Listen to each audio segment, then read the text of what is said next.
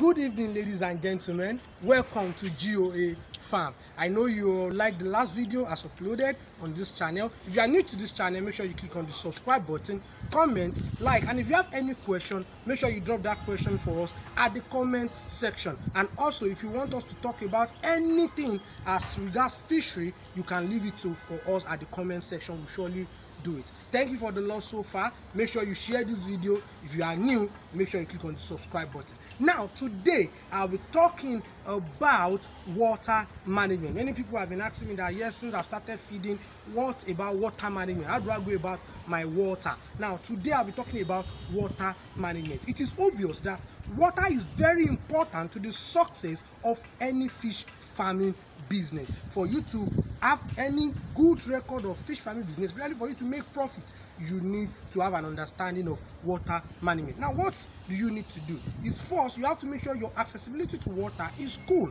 and make sure that your water is well tested. That is, now you can have to test the pH of your water, whether it is alkaline or it is acidic. Now that is the pH. Also, you have to make sure that you have a good water that is with good oxygen. Now the issue is that water is the home of your fish.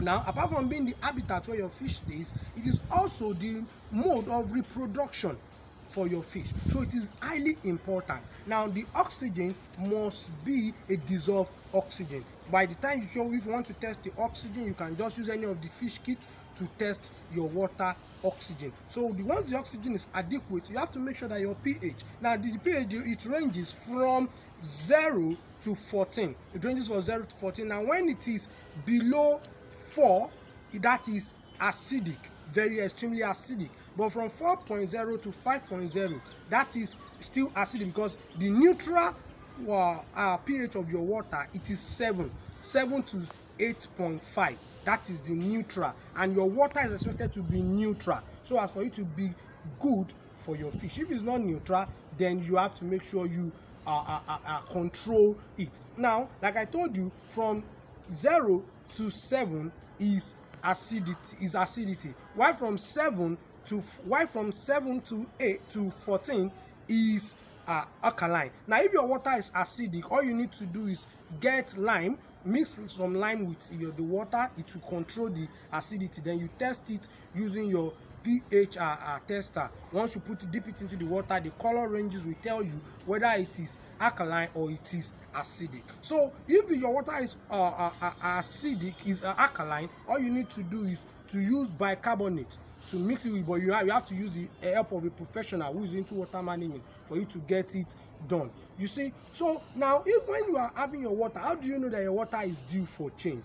As you all will see in the video, once your water is expected to be devoid of color, it should be colorless, tasteless, and it should be pure. That is, it can be slightly greenish, but when it's changing from greenish to thick brownish color, you should know that your water is bad. Or whenever you notice that your fish is gasping for air, showing up, that means the water is already bad. You have to change it with water that has enough oxygen. So now in my video I will show you the process when the fish, you will see the fish is gasping for air when there is no oxygen in the water. So I have to change the water. And if you want to change your water, you can see that if people asking me for how, you will see that here we have the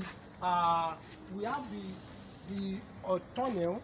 You can see the underground tunnel. That is the outlet. Once I open the outlet, it goes straight to the underground tunnel. You can see there.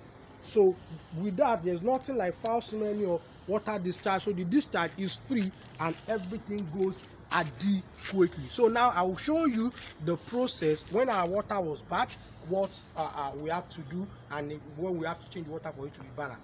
So like I said, if you are new to this channel, make sure you click on that subscribe button. All right, thank you very much. So right now the water is bad.